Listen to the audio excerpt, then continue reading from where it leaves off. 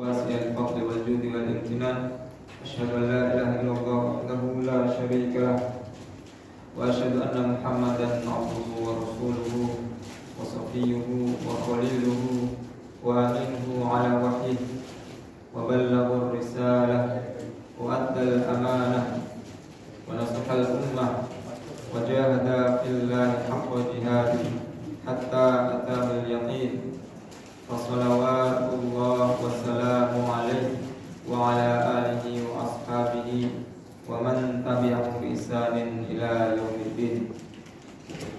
Amma ba'du.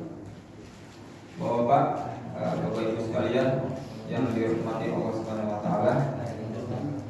Alhamdulillah, segala puja dan puji serta rasa syukur yang luar biasa kita panjatkan kepada Allah Subhanahu wa taala yang telah memberikan kita nikmat-nikmat yang tidak mungkin kita bisa menghitungnya. Setelah nikmat iman, kemudian di situ ada nikmat yang tak kalah luar biasa, yaitu nikmat kesehatan. Dan dua kenikmatan yang sering melalaikan kita yaitu nikmat kesehatan. Di nikmatani maghunun fihi ma katsirun minan nas as-sihah wal faragh.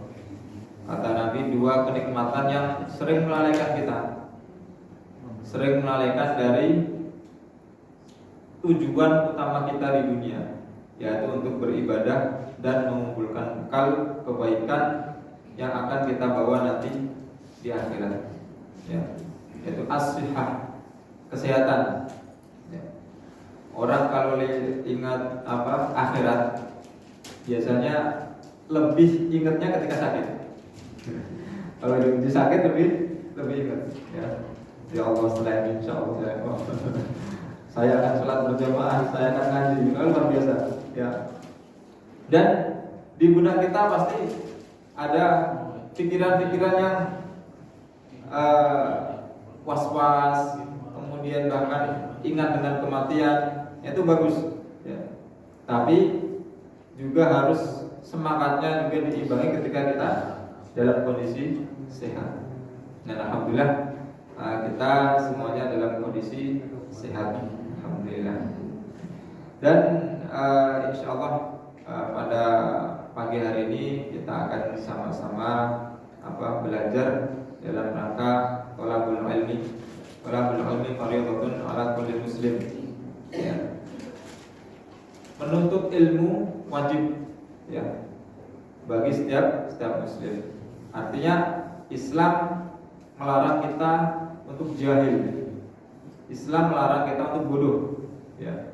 Bahkan wahyu pertama iqra, membaca. Artinya Islam itu melek dengan sebuah peradaban. Islam itu melek dalam sebuah literasi, ya, membangun peradaban, ya, yang akan menjadi bekal nanti ketika pulang ke kampung halaman. Ya. Bahkan dalam sabda Nabi sallallahu alaihi wasallam yang lain, man salaka thariqan yaltamisu fihi ilman sahalallahu lahu bihi thariqan ilal jannah. Barang siapa yang menempuh perjalanan untuk menuntut ilmu, untuk belajar, maka dia akan dimudahkan jalannya menuju surga, ya. Dan alhamdulillah, meskipun perjalanan kita tidak sejauh Imam Bukhari dalam mengumpulkan hadis, meskipun perjalanan kita tidak sejauh Nabi Muhammad dan para sahabat ketika hijrah dari Mekah ke Madinah, kemudian hijrah ke Habasyah, kemudian perjalanan dalam peperangan Nabi SAW, ya, hijrahnya kita yaitu intiqal, bukan cuma intiqal min makanin ila makanin akhar, bukan cuma pindah tempat saja, tetapi kita mencari ilmu dan mencari keridhaan Allah Subhanahu wa taala. Dan Bapak Ibu sekalian, tema kita yaitu teladan kebaikan pada subuh hari ini. Dan ada satu teladan kebaikan yang luar biasa yang ini diabadikan di dalam sebuah kisah yang diriwayatkan oleh Anas bin Malik radhiyallahu anhu, salah satu sahabat yang masuk nominasi penghafal hadis banyak. Di antara ada Abu Hurairah, ada Aisyah radhiyallahu anha, ya, kemudian Abdullah bin Umar, ya, dan juga Anas bin Malik radhiyallahu anhu. Nah, ada satu momen yang diabadikan oleh Anas bin Malik radhiyallahu anhu. Suatu ketika baginda Nabi Shallallahu Alaihi Wasallam bersama para sahabat seperti biasa berkumpul di masjid. Kemudian tiba-tiba Rasulullah memberikan informasi kepada para sahabat. Yatlu alaikumul an rajulun min ahlil jannah, katanya. Kata Nabi Sallallahu Alaihi Wasallam, ya. Setelah ini akan muncul, ya, pemuda, seorang laki-laki penghuni surga. Tak lama setelah itu kemudian muncul seorang sahabat dari kalangan Ansor, ya, dari orang Madinah, yang jenggotnya masih basah, kemudian tangan kirinya masih menenteng sendal. Lewat. Otomatis para sahabat noleh semuanya kan. Ada orang. Kemudian besok lagi di situasi yang sama, di kondisi yang sama, Rasulullah berkumpul dengan para sahabatnya, ya. Lagi-lagi Rasulullah mengatakan, yatlu alaikumul an rajulun min ahlil jannah. Setelah ini akan datang calon penghuni surga, seorang laki-laki penghuni surga. Kemudian yang datang laki-laki yang sama, seorang pemuda yang sama seperti kemarin, dengan kondisi yang sama. Jenggotnya masih basah, bekas wudhu, tangan kirinya masih menenteng sendal. Para sahabat menoleh dengan keherian, laki-laki ini lagi. Dan keesokan harinya, di hari ketiga, ya, dengan kondisi yang sama, persis di hari pertama, di hari kedua berkumpul dengan para sahabat. Rasulullah kemudian mengatakan, yatlu alaikumul an rajulun min ahli jannah. Setelah ini, ya, akan muncul calon penghuni surga, pemuda penghuni surga. Dan yang datang dia lagi. Yang datang orang yang sama. Akhirnya salah satu sahabat yang iri sekaligus penasaran, ya, yaitu Abdullah bin Amr bin As, ya, anaknya sahabat Amr bin As, ya, salah satu sahabat yang memiliki kecerdasan di bidang militer. Ini Amr bin As. Nah, anaknya Amr bin As, ya, datang ke rumah sahabat ini tadi, ya. Kemudian mengatakan, ya, berbohong maksudnya, ya, wahai saudaraku, saya punya masalah dengan ayah saya ngambek sama ayah saya, dan izinkan saya nginep di rumah kamu. Ini alasan aja. Saking penasarannya sahabat ini ingin melihat ini amalan apa yang dikerjakan sahabat ini, sampai Rasulullah bersabda 3 kali, ya, tentang seorang laki-laki penghuni surga yang muncul dia lagi. Akhirnya kemudian menginaplah Abdullah bin Amr bin As di rumah sahabat ini, ya. Nginap selama sehari, diperhatikan. Tidak ada sesuatu yang spesial. Kemudian di hari kedua diperhatikan lagi. Bahkan tidak terlihat dia sholat tahajud, ya, sholat yang wajib-wajib saja, ya. Diperhatikan di hari ketiga, kayaknya nggak ada yang spesial ini, ya. Lalu kemudian karena rasa penasaran yang tinggi, kemudian Abdullah bin Amr bin As mengutarakan kejujurannya.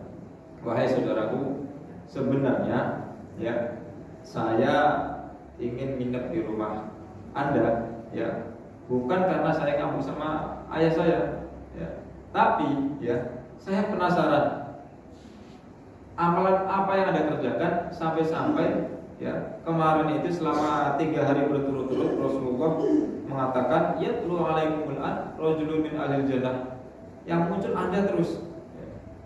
Coba tolong, apa Anda memiliki amalan spesial apa? Ya. Kata sahabat ini, ma huwa illa ma ra'aita. Ya. Yang kamu lihat ya seperti ini, ya. Jadi gak ada yang spesial, kata sahabat ini. Kemudian ghairu anni la ajidu fi nafsi li ahadin minal muslimin ghishan wala ahsud illa a'tahu Allahu iya. Kata sahabat ini mengatakan ma huwa illa ma ra'aita. Ya, jadi yang kamu lihat ya seperti apa? Seperti yang kamu lihat, enggak ada yang spesial gitu kan. Nah, kecuali kata sahabat ini ghairu anni la ajidu fi nafsi li ahadin minal muslimin ghishan. Kecuali saya tidak pernah menyimpan rasa ghish. Apa itu ghish? Ghish itu semacam iri hati, kedengkian, kejengkelan, ya, rasa penyakit dalam hati yang timbul atas dasar kebencian kepada saudara muslim. Artinya hati sahabat ini bersih sekali, ya. Kemudian wala ahsud ahadan ala khairin aqtahu Allahu iya, dan aku tidak pernah iri dengan nikmat-nikmat yang didapat oleh saudara-saudara seiman, ya, ketika Allah memberikan nikmat kepada mereka. Artinya plong isi hatinya, ya, bersih daripada iri hati dan dengki, ya. Kemudian apa, Abdullah bin Amr bin As mengatakan hadhil lati balagat fik wa hiya allati la nutik. Wah, ini amalan ini yang tidak, yang spesial, yang tidak bisa kita jangkau. Makanya ya engkau apa mendapatkan apa kehormatan, ya, disabdakan Rasulullah seperti itu, ya. Makanya Bapak-Ibu sekalian, ada satu ayat di dalam Al-Qur'an khusus untuk berdoa agar kita dihindarkan dari sifat hasad. Di dalam surat Al-Hasyr itu kan, ya, Rabbana ighfir lana wal ikhwanina alladziina sabaquna bil iman wa la taj'al fi qulubina ghillan lil ladziina amanu rabbana innaka ghafurur rahim. Ya. Rabbana ighfir lana, ya Allah ampunilah dosa-dosa kami. Wal ikhwanina alladziina sabaquna bil iman, dan orang-orang beriman yang telah mendahului kami. Wala taj'al fi qulubina, dan janganlah engkau jadikan di hati kami ghil, rasa dengki, rasa hasad, ya, di dalam diri kita, ya. Ghillal lil ladzina amanu, kepada orang-orang yang beriman. Maka ini teladannya luar biasa nih, ya. Dan perlu kita ketahui, hasad ini, dengki ini, ya, dosa pertama di langit dan dosa pertama di bumi. Ya. Dosa pertama di langit siapa? Antara Nabi Adam dengan iblis, ya. Kita ketika disuruh sujud kepada Nabi Adam, ya, iblis gak mau, ya. Khalaqtahu min tin wa khalaqtani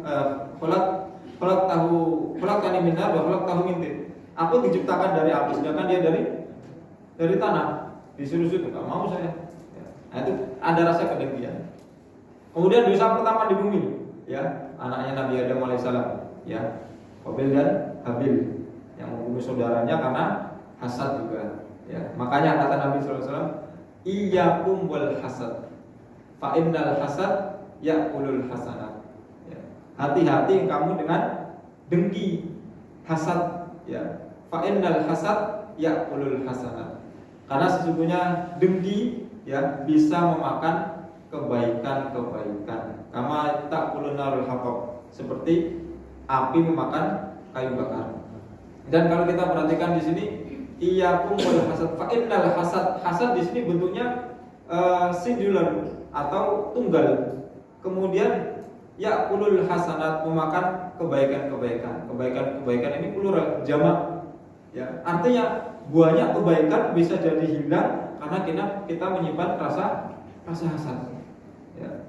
Maka, ya, teladan dari sosok sahabat ini adalah bagaimana kita selalu menjaga hati kita biar ketika ada nikmat Ya manusiawi Pak ya, kadang ada iri, kemudian ada, tapi kita sering-sering beristighfar agar dijauhkan dari sifat hasad. Bapak Ibu sekalian yang dirahmati Allah Subhanahu wa taala, ada satu hadis dari Nabi Shallallahu alaihi wasallam ya, yang diriwayatkan oleh banyak perawi hadis ya, dari Abu Dawud, dari Imam Muslim, kemudian hadis Ahmad, dari Imam Ahmad ya, Rasulullah Shallallahu alaihi wasallam bersabda, "Man dalla ala khairin falahu mithlu ajri fa'ilihi." Barang siapa yang menunjuki satu kebaikan, maka dia mendapatkan kebaikan yang sama ya, seperti yang mengerjakannya. Artinya kalau kita mengajak kebaikan orang ya, memberikan satu postingan positif dakwah, kok ada yang ikut, dia mengamalkan ya, maka kita akan mendapatkan jatah pahala seperti dia mengamalkan amalan tersebut. Dan yang paling berpeluang untuk mendapatkan pahala ini siapa? Semuanya berpeluang, tapi yang paling berpeluang siapa? Seorang guru. Makanya itu luar biasa, namanya guru TPG itu, pahala itu besar sekali itu. Ya. Bayangkan ada anak kecil diajarin dari abata ya sampai bisa ngaji ya, kemudian ketika dia tumbuh apalagi kemudian menjadi penghafal Quran, dia istiqomah dengan ngajinya, gurunya dapat kiriman pahala yang sama ya. Itu luar biasa pahalanya ya. Man qara'a harfan min kitabillah falahu bihi hasanah wal hasanatu bi asyri amsalihha. La aqulu alif lam mim harfun walam harfun wa mim harfun ya. Alifun harfun walam harfun wa mim harfun. Ya, kata Rasulullah, barang siapa yang membaca satu huruf dari Al-Qur'an maka akan diberikan kebaikan, dan setiap huruf dilipat gandakan menjadi 10 kebaikan ya. Kata Nabi, aku enggak mengatakan alif lam mim itu satu huruf ya, artinya di alif lam mim ini ada 3 huruf, masing-masing huruf dia mendapatkan 10 kebaikan. Dan bayangkan pahalanya guru ngaji, Masya Allah, ini luar biasa. Nah, kita ya yang mungkin berprofesi bukan seorang guru, bukan seorang pengajar, juga tetap punya potensi untuk mengamalkan hadis ini. Ya, jangan lupa anak-anak kita. Ya, jangan jangan sampai kita hanya mengandalkan sekolah atau pesantren saja. Kita harus punya andil, ya, dan harus ada ingatan di anak-anak kita atas teladan yang kita kerjakan, ya. Jadi satu ingatan, satu teladan yang diingat anak kita, kemudian anak kita meniru, itu pahalanya luar biasa. Ya. Dan dulu kita diwasiatkan kepada di guru-guru ngaji kita, ya, jangan pernah tinggalkan baca Quran. Simpel nasihatnya, jangan pernah tinggalkan baca Quran. Kalau bisa kamu ngajarin Al-Quran. Dan itu kita ingat betul. Ya, Bapak sekalian, kita ya punya kelas mengaji bapak-bapak. Ya, jadi di 2 RT ya. Jadi di tempat saya di Ciketing Mudik itu saya diminta untuk mengajar kalau malam itu ngaji bapak-bapak. Dan itu yang saya lebih bersemangat ketika mengajari entah itu murid, kemudian bapak-bapak ataupun yang lainnya dari nol, ketimbang ya sama-sama berpahala ketika kita nyimak setelah hafalan gitu kan. Tapi lebih ada semangat tersendiri ketika ngajari dari nol. Karena apa? Investasi nih, investasi akhirat nih, ya. Ada kakek-kakek yang tua sekali belajar dari abad, nggak apa-apa Pak, lanjut. Ya. Pokoknya yang penting istiqomah. Ya.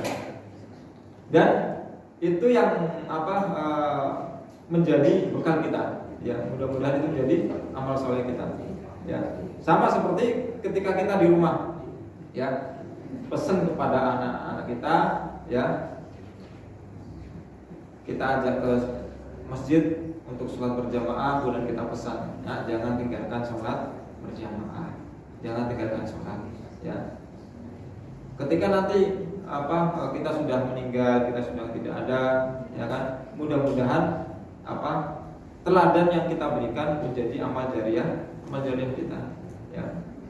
Karena harapan kita di dalam lingkup keluarga adalah anak-anak kita, ya.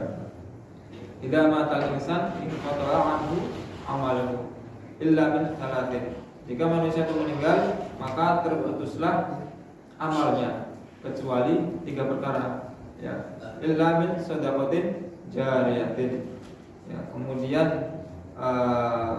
au ilmin yuntafa'u bih. Kemudian 3, au waladin salih yad'u lahu, ya. Sedekah jariyah, ilmu yang bermanfaat. Kemudian ketiga, anak soleh yang mendoakan orang tuanya. Baik, Bapak Ibu sekalian, ada satu hadis dari Nabi Sallallahu Alaihi Wasallam yang menjadi dasar kita dalam memberikan satu teladan kebaikan kepada siapapun, ya. Man da'a ila huda kana lahu minal ajri mithlu ujuri man tabi'ahu la yanqusu dzalik min ujurihim syai'a. Man da'a ila huda, barang siapa yang mengajak kepada kebaikan, mengajak kepada petunjuk, ya. Kana lahu minal ajri mithlu ujuri man tabi'ahu, maka dia mendapatkan pahala seperti orang yang mengerjakannya. La yanqusu dzalik min ujurihim syai'a, tanpa mengurangi pahala yang mengerjakannya tersebut. Kemudian selanjutnya, man da'a ila dhalalah, barang siapa yang menunjuki satu keburukan, ya, ngasih tahu kejelekan, kemudian lebih-lebih kemudian kita punya teladan, ya, bukan teladan, kita punya kebiasaan yang ditiru oleh anak-anak kita, ya, lebih-lebih itu kebiasaan buruk, ya, ya, naudzubillah. Kana alaihi minal itsmi, maka dia akan mendapatkan keburukan juga, artinya mendapat transfer kejelekan juga, ya. Mithlu atham man tabi'ahu, seperti orang yang mengerjakan kejelekan tersebut, ya. La yanqusu dzalik min athamihim syai'a, tidak mengurangi keburukan orang yang berbuat kejelekan tersebut. Artinya, ya, kita di rumah sebisa mungkin jangan sampai melakukan satu kebiasaan buruk yang bisa menjadi teladan kepada anak-anak kita, ya. Punten Pak, punten. Mungkin di antara bapak-bapak sekalian, mungkin, ya, saya nggak tahu, punten sebelumnya, mungkin ada yang masih ngerokok gitu kan. Ya, usahakan jangan di depan anak. Jangan, kalau belum bisa meninggalkan total, syukur-syukur bisa meninggalkan gitu kan. Ya, jangan di depan anak, ya. Karena itu akan menjadi memori buat anak-anak kita, ya. Dan ketika mungkin anak-anak kita menjumpai satu kebiasaan buruk kita, ya, segera kita ingatkan, ya. Ya, mungkin Bapak enggak pernah sesempurna di pikiran kamu, tapi, ya, tolong jangan jadikan kebiasaan buruk Bapak ini sebagai teladan, ya. Artinya jangan niru Bapak kejelekannya, ya. Diingatkan betul-betul, ya. Yang ketika ada kebaikan-kebaikan kita terangkan, ya. Kemudian Bapak-Ibu sekalian, salah satu sahabat yang semangat sekali dalam mengajak kepada kebaikan adalah Abu Bakar, ya, Abu Bakar As-Siddiq radhiyallahu anhu, ya. Bahkan, ya, kata Nabi sallallahu alaihi wasallam, ya, dan ulama Imam Muzani rahimahullah mengatakan afdhalul khalqi wa khairuhum ba'da Nabi sallallahu alaihi wasallam. Statusnya Abu Bakar ini, ya, manusia terbaik setelah baginda Nabi sallallahu alaihi wasallam, ya. Karena saking luar biasanya keimanan Abu Bakar, luar biasa semangatnya dalam kebaikan dan luar biasa semangat pula dalam mengajak kebaikan. Ini sosok Abu Bakar. Ya. Bahkan kata Nabi Sallallahu Alaihi Wasallam, ya, seandainya keimanan Abu Bakar ditimbang dengan seluruh kaum muslimin, ya, dengan para sahabat, kaum muslimin yang akan datang, ya, maka iman Abu Bakar ini lebih unggul. Ya. Karena apa? Karena luar biasa Abu Bakar ini keimanannya. Nah, ketika Rasulullah SAW mengajak untuk bersedekah, ya, Umar bin Khattab bawa setengah hartanya. Ya, sudah merasa ini, karena para sahabat ketika kobarkan untuk berbuat kebaikan berebut, ya, senang luar biasa. Ya. Umar bin Khattab merasa kayaknya nggak ada yang bisa ini, saya lebih banyak daripada yang lain, ya. Masa ada rasa kepuasan, ya. Kemudian tiba-tiba Abu Bakar, ya, bukan bawa setengah hartanya, ya, membawa seluruh hartanya kepada Rasulullah SAW. Kemudian ditegur Rasulullah, ya, wahai Abu Bakar, ya, terus apa yang kamu tinggalkan buat keluarga kamu? Jangan semuanya, ya. Kata Abu Bakar, saya meninggalkan buat keluarga saya Allah dan Rasulnya, Masya Allah, ya.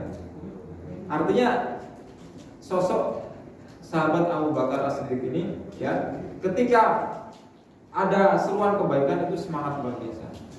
Nah, kita pun sama, kalau ada kebaikan yang bisa kita raih, jangan ditunda. Ya. Ketika kita lagi menunggu sholat wajib, ya, kemudian ada peluang sholat sunnah tahiyatul masjid, ada peluang sholat sunnah qabliyah, ada peluang untuk menjelengi dengan zikir, jangan sia-siakan. La tahqiruna minal ma'rufi syai'an, jangan remehkan kebaikan sekecil apapun. Ya. Bahkan Nabi sallallahu alaihi wasallam pernah bersabda, "Bainama rajulun yamshi bi tariqin wajada husna syauqin 'ala tariqi fa akharahu fa syakarallahu lahu fa ghafara lahu." Ya. Seorang yang berjalan di satu jalan, kemudian wajada husna syauqin, menemukan ranting yang berduri, ya. Di ranting yang berduri jalan ala tariqi fa akharahu, kemudian dia menyingkirkannya. Fasyakarallahu lahu fa ghafara lahu. Pasti, ya.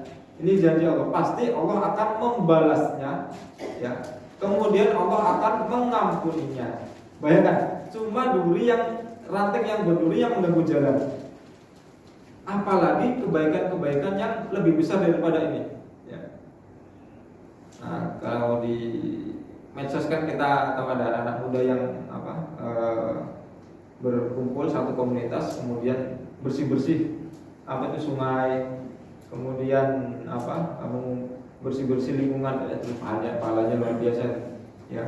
Karena kalau ranting berduri kan bahaya mungkin ketika untuk yang lewat, ya. Tetapi kalau sampah ini kan bahayanya bukan cuma berdampak kepada pribadi, tapi pada lingkungan, ya. Ini pahalanya luar biasa. Nah, maka kita, ya, ada peluang kebaikan sekecil apapun jangan kita sia-siakan, ya. Karena jangan sampai Bapak sekalian kita masuk di dalam satu ayat, ya, di dalam Al-Quran, di dalam surat Fatir, ya. Allah memberikan informasi kepada kita tentang kondisi orang yang nyesel luar biasa. Nyesel kenapa? Ya, nyesel kepengen dikembalikan ke dunia. Ya, kemudian mengatakan Rabbana akhrijna, ya Allah, keluarkanlah aku, ya. Na'mal salihan ghairal ladzi kunna na'mal, ya.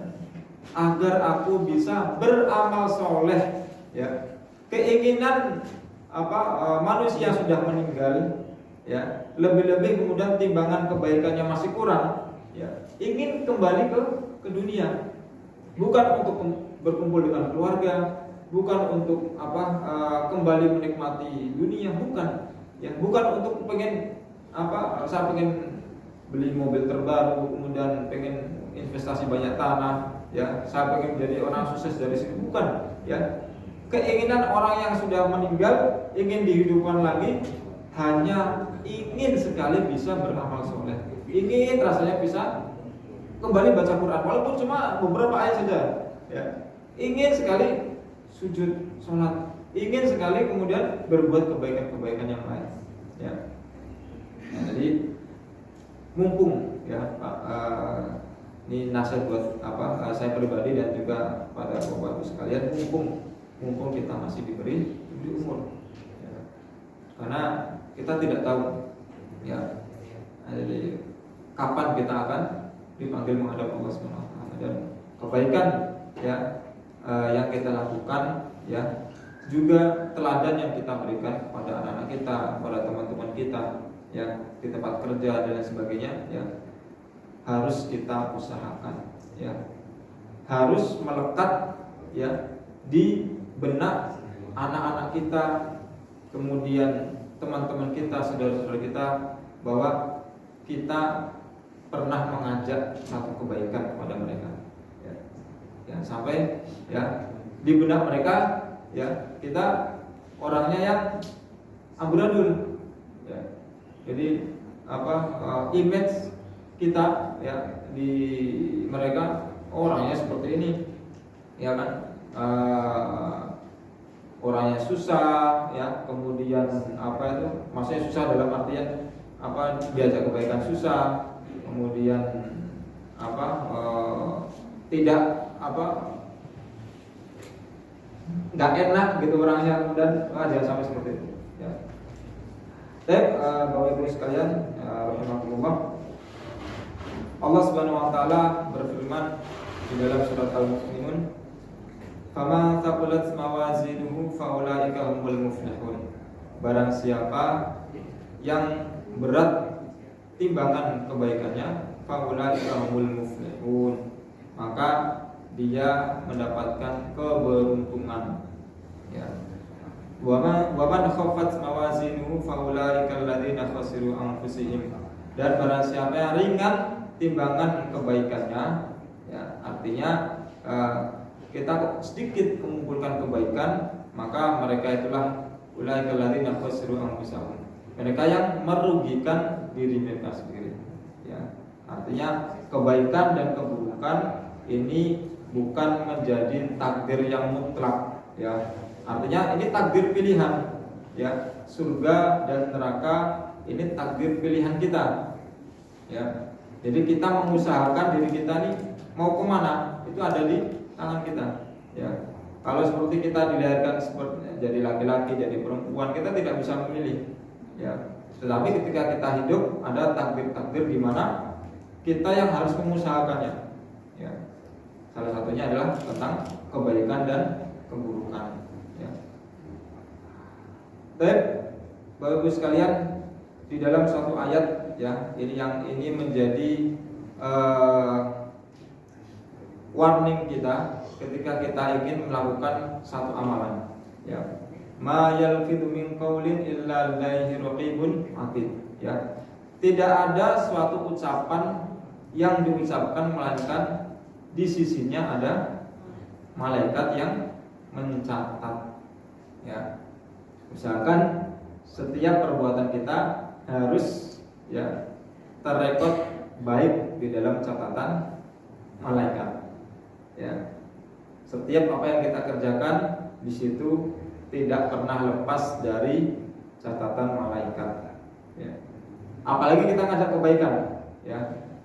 Kita ngajak kebaikan kepada orang lain, ketika ada postingan yang bagus, ada hadis, potongan Quran, nggak ada ruginya kita share ke teman-teman, ya.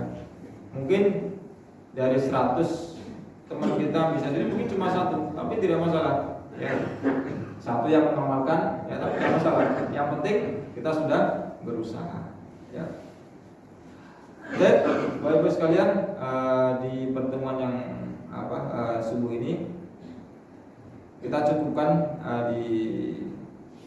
sampai di pemberian teladan kepada yang lain, dan insyaallah kita akan sambung di pertemuan yang akan datang, ya.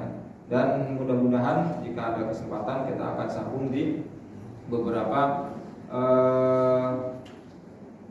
kisah tentang teladan-teladan para sahabat Nabi Sallallahu Alaihi Wasallam. Ya, kalau kita belajar tarikh urutan sirah itu luar biasa. Ya, ada salah seorang sahabat itu yang pengorbanannya tuh wah luar biasa. Ya, salah satu sahabat yang cintanya begitu besar kepada baginda Nabi Sallallahu Alaihi Wasallam, Thalhah. Ya, Thalhah bin Ubaidillah. Ya, Thalhah bin Ubaidillah ini yang melindungi baginda Nabi Sallallahu Alaihi Wasallam di dalam perang Uhud. Sampai tubuhnya udah penuh luka, ya, bahkan giginya ompong. Jadi giginya sampai tanggal, ya, ketika melindungi baginda Nabi Sallallahu Alaihi Wasallam. Ya. Dan kata para sahabat, ya, Thalhah bin Ubaidillah ini diberikan ketampanan setelah giginya ompong. Ya, kata para sahabat seperti itu. Ya. Kemudian kita bisa melihat sosok Umar bin Khattab, luar biasa kan. Ya. Jadi salah satu dua Umar yang Rasulullah minta doa dipilihkan di antara dua Umar. Ya. Ada Umar bin Khattab, yang satu Umar bin Hisham atau Amr bin Hisham. Dan Allah memilihkan Umar bin Khattab yang untuk masuk Islam. Dan teladan dari Umar itu luar biasa. Ya. Orangnya keras, ya. Perawakannya tinggi, ya. Ketika menunggang kuda seperti Hamzah bin Abdul Muthalib paman Nabi. Jadi sampai ini kakinya nyentuh tanah, saking tingginya orangnya, saking gedenya orangnya. Ya. Dan teladan dari Umar ini banyak yang membawa perubahan ke depannya dalam peradaban Islam. Ya. Umar bin Khattab radhiyallahu anhu. Kemudian nanti ada banyak yang luar biasa dari ketika kita belajar sirah. Ya. Baik, Bapak Ibu sekalian, mudah-mudahan bermanfaat. Sekali lagi kita berpesan, ya, jangan capek untuk mengajak kebaikan. Jangan lelah untuk mengajak, memberikan teladan kepada anak-anak kita, ya. Dan ya, sekecil apapun peluang kebaikan, jangan sampai kita lewatkan, ya. Karena ini nanti, ya, akan menjadi sebuah penyesalan ketika ada kesempatan kebaikan, ya, kemudian orang lain bisa, ya, tapi kita tidak mengambilnya. Itu menyesalnya luar biasa. Orang lain bisa sholat berjamaah, kok kita nggak bisa? Orang lain bisa meluangkan membaca Al-Quran setiap hari, kok saya nggak bisa? Orang lain bisa memberikan makan kepada anak-anak yatim, orang lain bisa bersedekah, orang lain bisa sholat duha, zikirnya banyak, ya. Kok saya kok nggak bisa? Nah, ya, jangan sampai kita nyesel nanti, ya. Mudah-mudahan bermanfaat, ya. Sampai subuh. Masya Allah. Kita lanjut lagi kalau begitu. Saking dulu kalau begitu.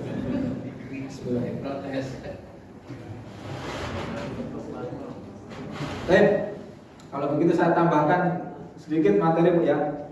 Saya takutnya sudah ngantuk, sudah habis dulu, Pak, ya. Baik. Bapak Ibu sekalian, rahimakumullah, tentunya teladan yang paling utama adalah baginda Nabi Sallallahu Alaihi Wasallam. Ya. Dan sejak kecil baginda Nabi Sallallahu Alaihi Wasallam sudah disetting oleh Allah Subhanahu Wa Taala untuk menjadi teladan. Ya. Jadi ketika Nabi Sallallahu Alaihi Wasallam lahir, ya, jadi kan Nabi Sallallahu Alaihi Wasallam lahir 50 hari pasca kejadian gajah, ya. Jadi Ashabul Fil yang menyerang Mekah 50 hari setelah itu kemudian Nabi Muhammad SAW lahir.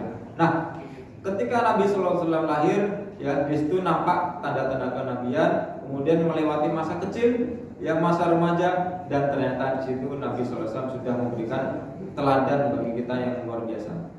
teladan yang pertama, ya.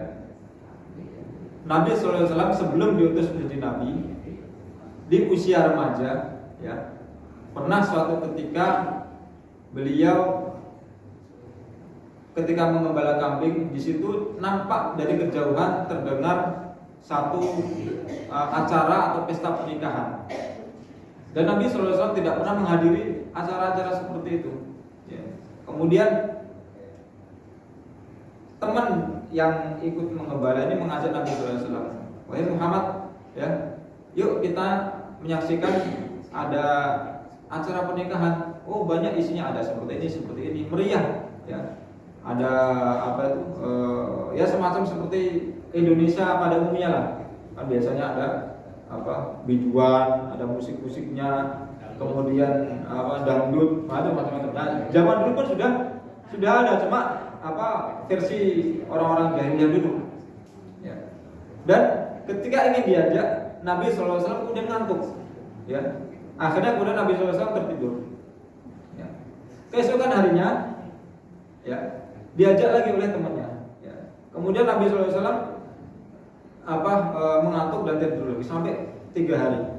Maka Nabi SAW mengatakan, saya punya firasat dan ini menjadi pertanda bagi saya. Kalau saya tidur 3 kali, berarti saya itu pertanda buruk bagi saya. Saya tidak akan melihatnya. Silakan kalau mau ini. Ya.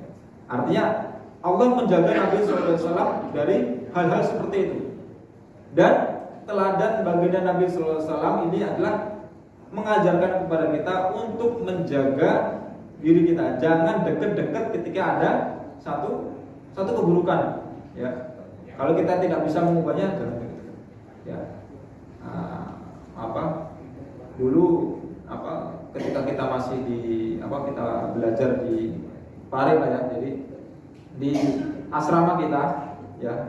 Itu kan asrama dekat dengan masjid. Ya, jadi ketika kita ingin berangkat belajar dulu, kita pasti melewati orang-orang yang mabuk.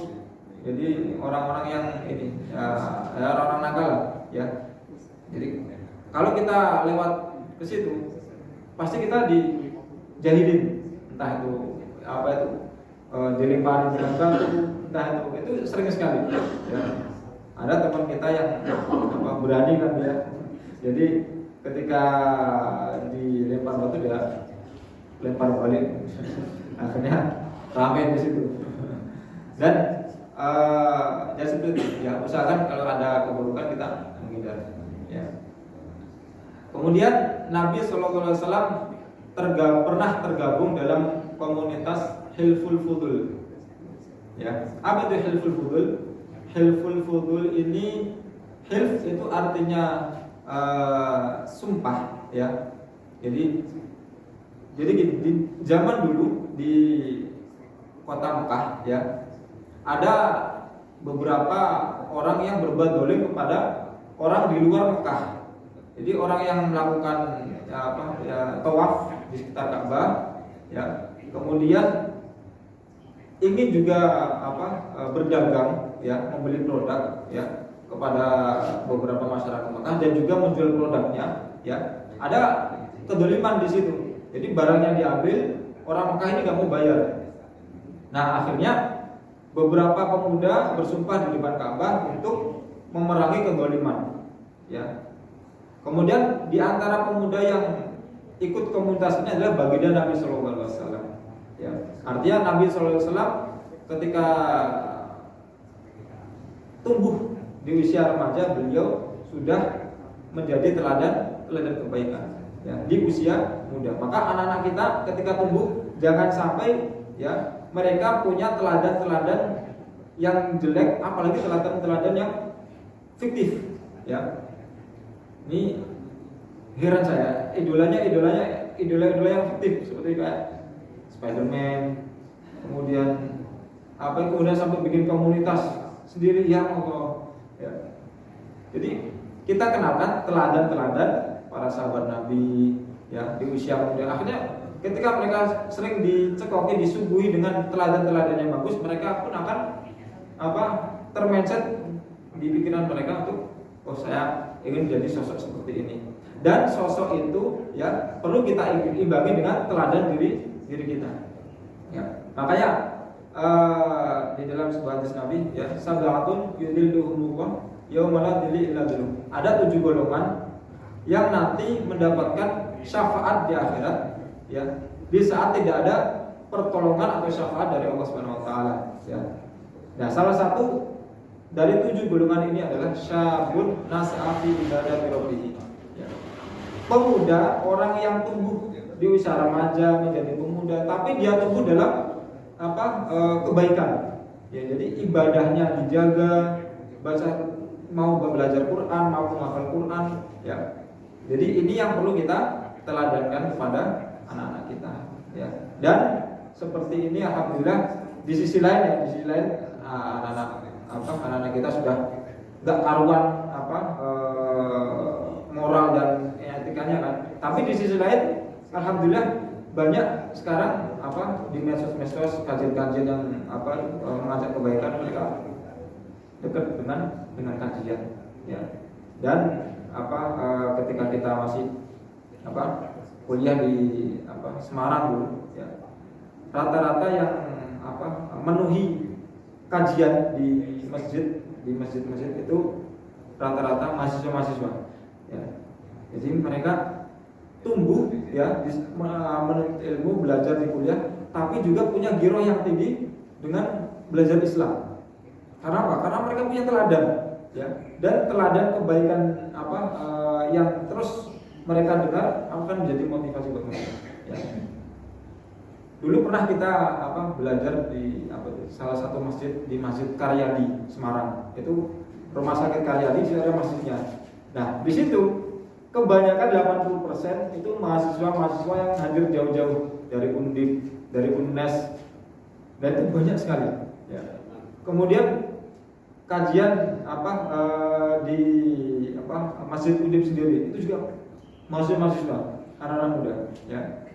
Sekali lagi kenapa? Karena mereka punya teladan ya. Jangan sampai kita tidak mengenalkan teladan-teladan yang baik kepada mereka ya. Baik, kemudian yang selanjutnya Nabi SAW ketika berusia 12 tahun dan tiba-tiba beliau jadi Abu Thalib paman beliau ya ingin berdagang ya bersama kafilah ke negeri Syam ya. Negeri Syam sekarang itu 4 negara Bapak ya. Ada Palestina, Suriah, Jordania, dan Lebanon, ada 4 ya. Nah, kalau dulu jadi satu wilayah namanya negeri Syam ya. Nah,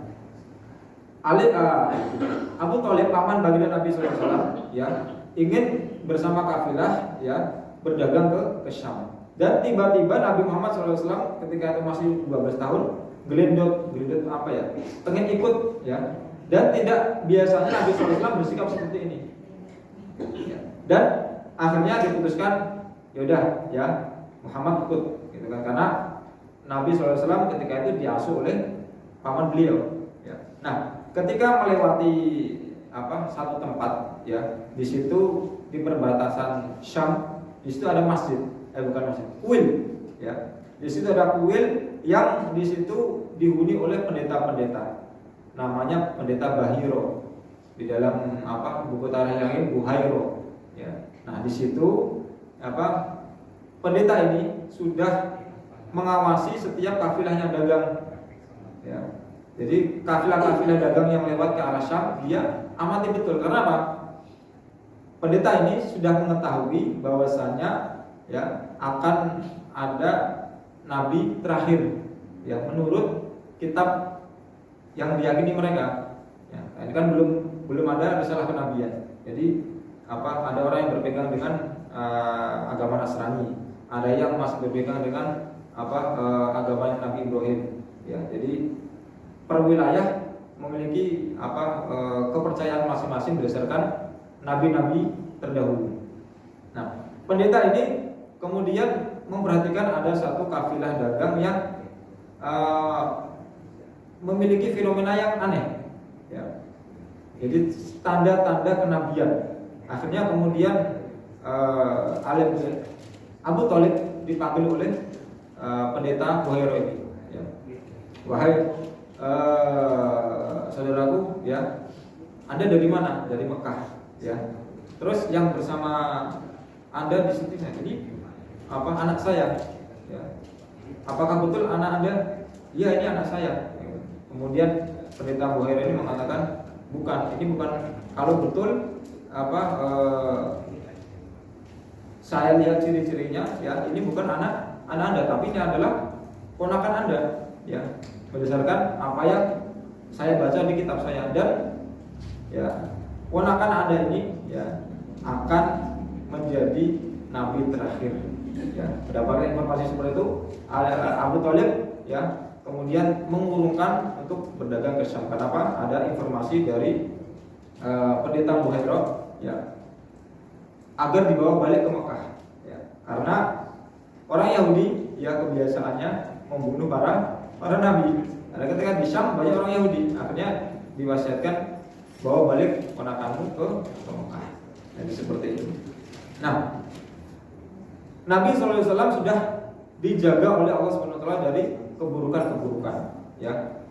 Dan salah satu bentuk keburukan budaya kultur masyarakat Mekah ketika itu, jadi tawaf sambil telanjang. Jadi masyarakat jahiliyah tawaf sambil telanjang, dan Nabi SAW tidak pernah melihat model seperti itu, ya. Jadi kenapa kok bisa ada tawaf sambil telanjang, ya? Jadi ini masuk pembahasan kita, yaitu teladan keburukan tadi. Jadi sosok yang membuat masyarakat Mekah menjadi berbuat syirik, kemudian tawaf sambil telanjang, ya, ini namanya Amru bin Luhai. Ini sosok yang pertama kali yang menjadikan masyarakat Mekah berbuat syirik, ya.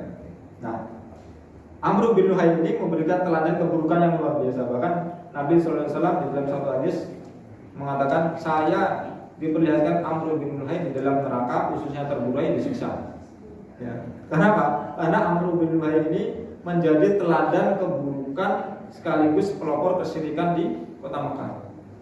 Jadi jauh sebelum Nabi SAW lahir, ya. Jadi Amru bin Luhai ini mendatangkan patung-patung dari Syam.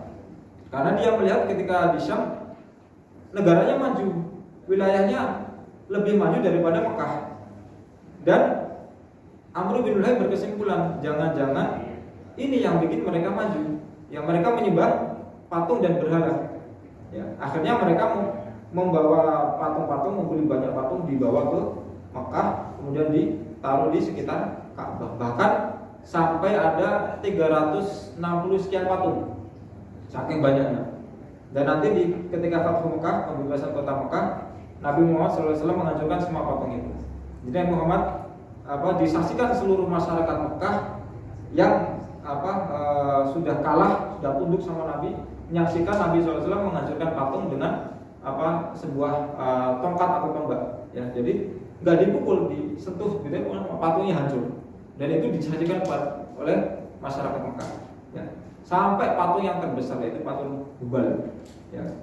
Nah, Amru bin Luhai ini, ya, selain mendatangkan patung, selain menjadi teladan yang buruk, ya, yang nempel sampai sekian ratus tahun lamanya, ya, Amru bin Luhai juga melencengkan syariat yang lurus dari Nabi Ibrahim, ya. Jadi Amru bin Luhai memberikan satu aturan bagi masyarakat luar Mekah yang ingin melakukan tawaf harus memakai pakaian khusus. Kalau nggak mau beli, maka harus telanjang, ya.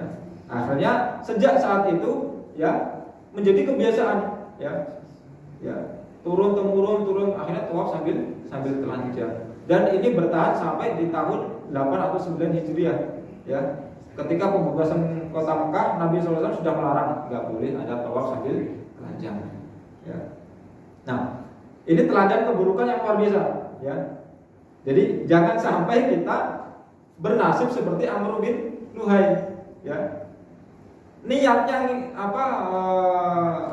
kita nggak sadar, namun beliau itu nggak sadar bahwa dia melakukan teladan keburukan. Ya. Dan jangan sampai kita pun nggak sadar, ya, kita punya kebiasaan buruk yang terekam di benak anak-anak atau keluarga kita. Ya. Jadi nanti sampai dibawa nanti sampai akhirat. Ya. Nah, selanjutnya masih berapa? Oh, bentar lagi Bu ya.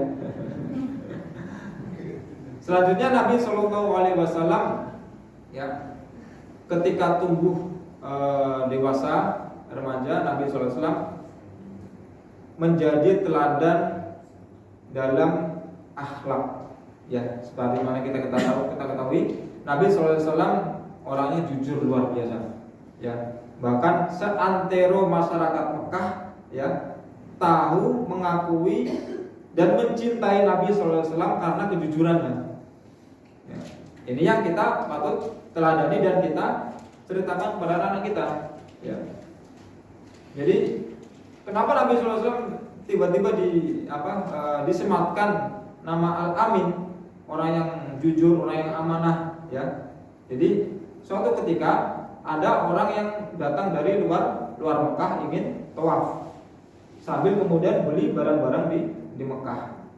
Nah, Nabi Sallallahu Alaihi Wasallam, ya, sudah memulai berdagang, dan di situ Nabi Sallallahu Alaihi Wasallam juga menerima titipan-titipan barang.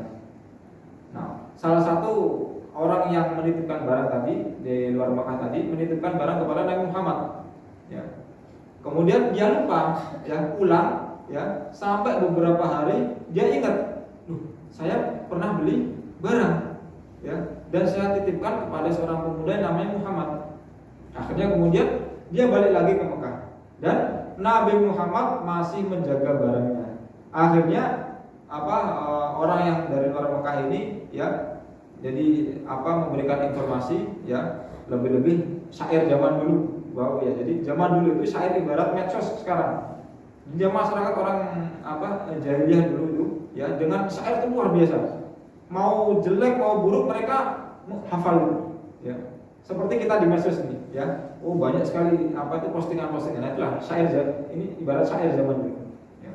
Nah, pemuda ini, laki-laki ini kemudian menginformasikan kepada teman-teman masyarakat Mekah, ya, ada seorang pemuda yang jujur luar biasa namanya Muhammad.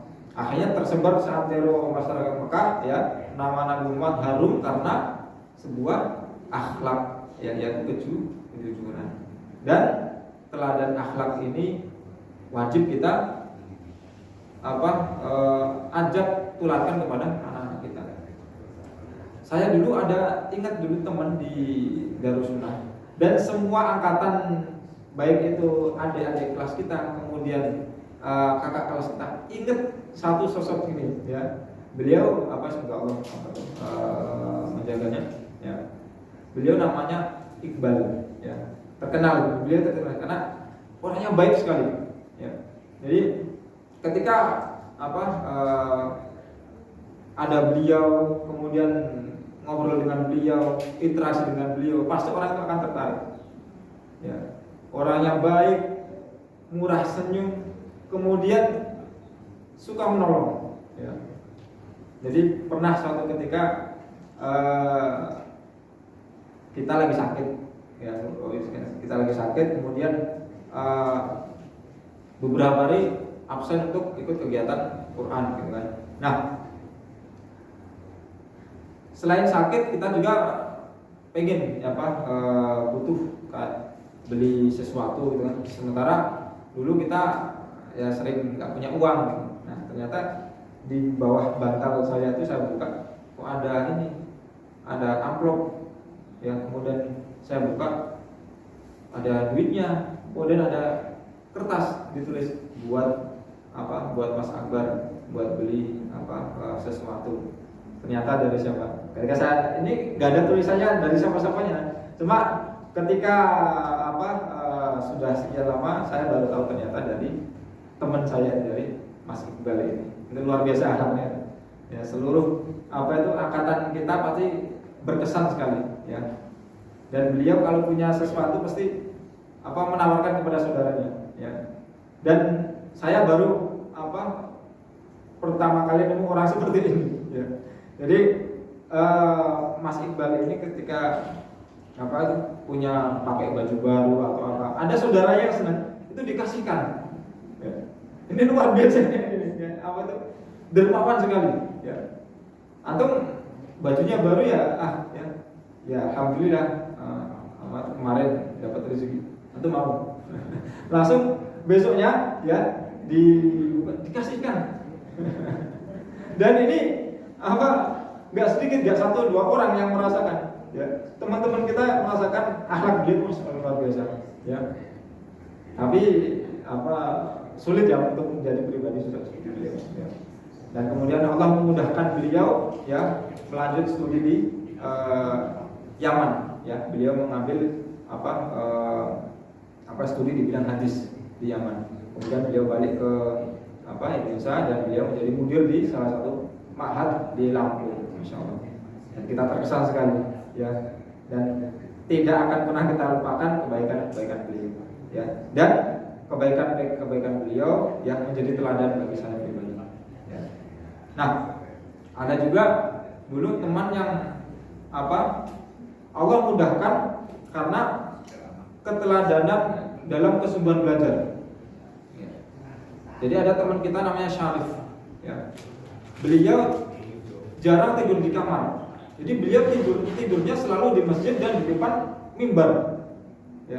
Kenapa kok tidurnya di depan mimbar? Karena jadi beliau ya ketika menghafal Quran ya memiliki kemampuan yang agak susah ya dibandingkan teman-temannya. Jadi setiap malam beliau tidur di depan mimbar sambil menyandarkan kepalanya di mimbar. Ketika sudah ada posisi kayak mau jatuh gitu, akhirnya beliau bangun lagi, wudu lagi, kemudian pegang Quran lagi. Dan itu hampir setiap hari saya melihat beliau seperti ini. Ya. Dan ketika kita ngobrol sama beliau pernah mengatakan, saya pengen gimana yang ngerasain sholat di Masjidil Haram. Ya, kan pahalanya kan berbeda dengan masjid biasa kan. Ya. Dan Masya Allah ya, kesungguhan beliau, kemudian orangnya baik luar biasa. Beliau ketika ada piring-piring yang kotor di dapur, ketika orang yang pertama kali membersihkan pasti beliau. Ya. Orang yang selalu membantu membersihkan masjid pasti beliau. Karena dulu saya bagian kemasjidan, bagian sesi masjid, beliau pasti membantu. Dan ya, selang setahun 2 tahun kita nggak tahu kabarnya bagaimana, dan ternyata Allah takdirkan beliau berada di Mekah, Masya Allah. Ya. Beliau pernah berharap merasakan bagaimana sholat di Masjidil Haram. Ternyata kita nggak ada kabar setahun 2 tahun setelah dari Darussunnah, ternyata beliau sekarang sudah berada di Mekah, Masya Allah. Ya, itulah berkahnya orang-orang soleh. Dan banyak teladan-teladan yang terikat betul di benak saya. Wah, ini saya harus menularkan ke murid-murid saya, ya, bahwasanya memberikan teladan kebaikan itu bisa menjadi investasi untuk kehidupan akhirat kita. Ya. Sudah jam 6:03 dasyur waktu ya.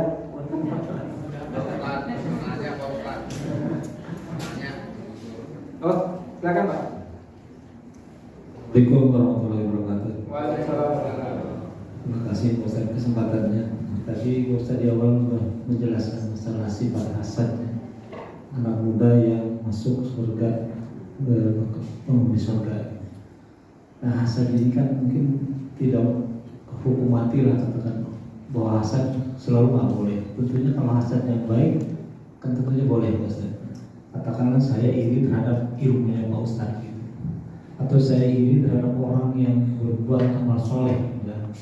Kan itu dibolehkan. Harus beberapa sifat iri tapi dibolehkan. Jadi mohon penjelasannya. Terima kasih. Assalamualaikum warahmatullahi wabarakatuh. Waalaikumsalam. Pak, jazakallahu khairan atas pertanyaannya. Ya, memang ada iri yang diperbolehkan. Di dalam hadis ada 3, ya, yang boleh kita. Jadi hasad ini yang negatif Pak ya, maksudnya iri atau kedengkian yang negatif. Tapi iri dalam hal kebaikan itu sangat dianjurkan sekali. Ya, nah, kayak teman kita ya setiap malam kok dia bisa bangun tahajud. Dan kita iri dengan kebaikan dia, sangat dianjurkan sekali. Itu menjadi motivasi buat kita. Ya. Kemudian iri dengan orang yang bisa bersedekah banyak. Itu juga nggak apa-apa, dibolehkan. Ya. Jadi memang ada iri-iri yang dianjurkan. Ya. Tapi kalau hasad ini semacam kayak ketidaksenangan kita atas nikmat yang diraih oleh saudara kita. Jadi hasad ini dengki tadi, ya. Dan naudzubillah ya, jangan sampai amalan kita hangus karena kita punya hasad atau dengki. Gitu. Ya. Dan saya selalu mewasiatkan kepada murid-murid saya sebelum apalagi perpisahan ya. Jadi saya pribadi minta maaf pada murid-murid saya apabila dalam saya mengajar ada sesuatu yang kurang nyaman atau mungkin teman-teman kalian yang mungkin bersikap kurang bagus, saling memaafkan biar tidak menyimpan hasad. Begitu Mas. Ya, terima kasih. Bicara masalah hasad atau iri atau ketidaksukaan ya. Bagaimana sikap kita? Kalau kita ini memang punya sikap tidak suka kepada orang-orang yang berbuat zalim, berbuat mungkar, atau berbuat maksiat, berbohong dan sebagainya. Itu apa perlu kita ungkapkan, baik di depannya maupun di belakangnya, atau bagaimana? Oke, terima kasih. Jadi kalau Pak, jadi ada hadis Nabi SAW yang berbunyi, man ra'a minkum munkaran falyughayyir biyadihi. Ketika kamu melihat satu kedoliman atau kemaksiatan, ya, maka ubahlah dengan tangan kamu. Artinya beberapa penafsiran tentang merubah dengan tangan maksudnya seperti apa? Jadi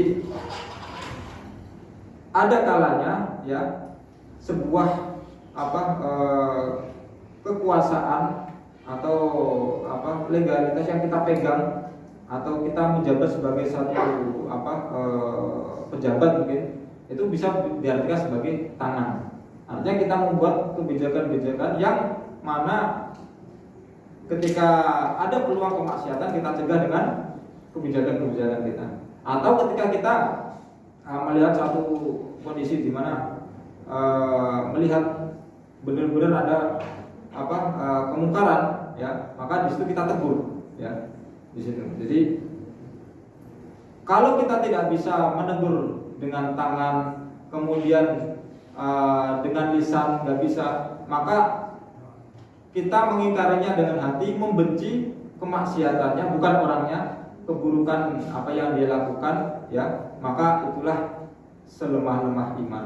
Artinya kita memang harus benci dengan kemaksiatan, ya. Kita harus benci dengan sebuah kezaliman.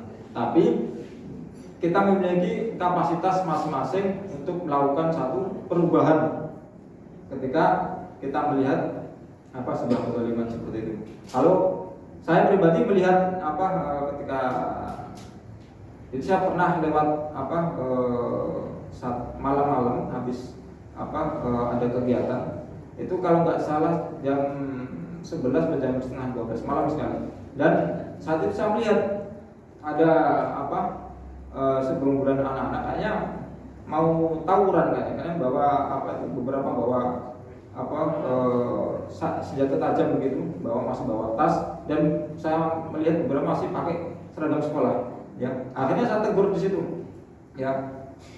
Tapi sebatas saya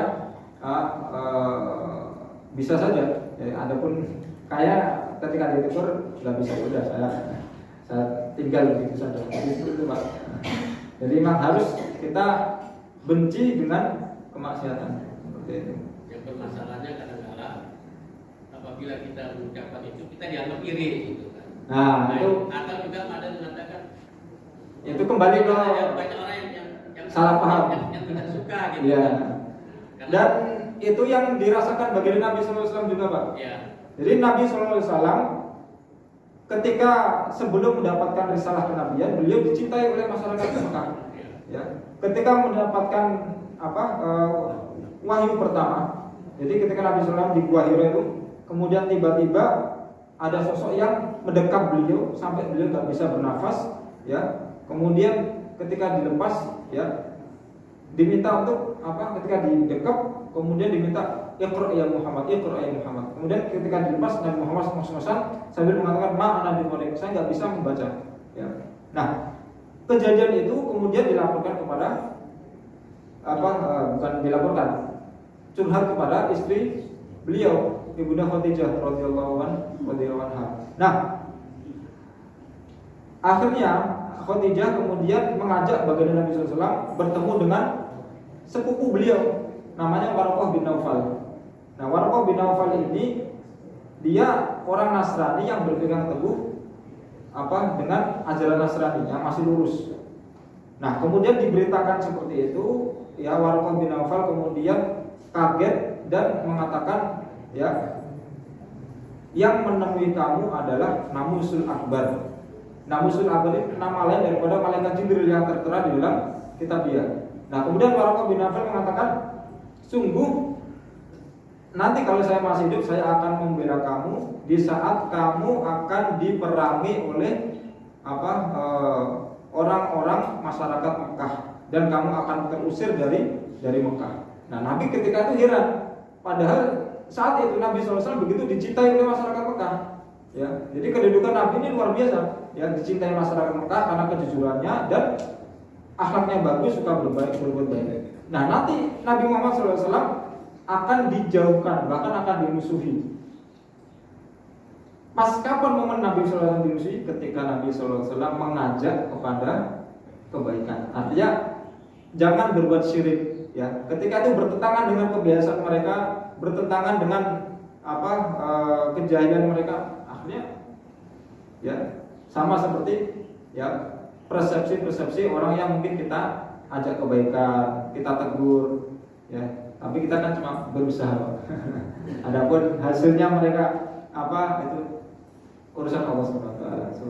Artinya ketika kita mengajak kebaikan, kita dapat pahala. Ketika kita mencegah keburukan, kita pun dapat pahala. Pahalanya double. Pahala kesabaran kita dapat, pahala mencegah keburukan kita dapat. Jadinya pahalanya double. Ya, Nabi pun demikian. Para sahabat yang beriman sedikit sekali, ya. Dan itu bukan kapasitas Nabi dalam memberikan hidayah. Kamu harus seperti ini, nggak bisa. Ya. Bahkan paman Nabi SAW begitu cinta Nabi SAW dan mengetahui kenabian Nabi SAW, itu pun tidak mendapatkan hidayah. Ya. Abu Thalib itu cintanya sama Nabi luar biasa. Nabi pun cinta sama beliau. Ya. Dan ketika beliau meninggal dalam keadaan tidak beriman, sedih luar biasa Nabi. Ya. Habis itu disusul, ya, meninggal, ya, istri beliau yang mendukung support dakwah beliau meninggal juga. Tahun kesedihan, ya. Maka, ya, teladan dari Nabi ini sangat relevan sekali ketika ditarik ke masa kita sekarang, bahwasanya, ya, kita tidak bisa merubah keadaan seseorang, ya, memberikan hidayah, apalagi tugas kita hanya berusaha, ya, apalagi dikatakan sebuah ungkapan likulli ru'sun ru'yun, ya, setiap kepala itu memiliki isi yang berbeda-beda, ya, persepsi yang berbeda-beda, pendapat yang berbeda-beda, ya, jadi kita tidak bisa memaksakan harus sama dengan kita. Artinya ketika kita memiliki kebaikan, kita sebarkan, ya, ada keburukan kita ingatkan, ya, kemudian hasilnya kita serahkan sama Allah SWT. Mudah-mudahan tidak puas dengan jawabannya. Mudah-mudahan bisa di lain waktu, Pak, kita bahas lagi. Baik, udah ada lagi, Pak, ya. Masya Allah. Jazakallah khair pada Bapak yang sudah bertanya, dan insya Allah kita lanjutkan yang mudah-mudahan jika ada kesempatan, jika ada umur, kita lanjutkan di pertemuan mendatang. Kita cukup sampai sekian dan sudah masuk waktu syuruk ya 6.14 ya, kita bisa melaksanakan syuruk. Baik, kita tutup dengan bacaan kafaratul majlis. Subhanallah wa bihamdihi asyhadu an la ilaha illa anta astaghfiruka wa atubu ilaik. Syukran. Wassalamualaikum warahmatullahi wabarakatuh.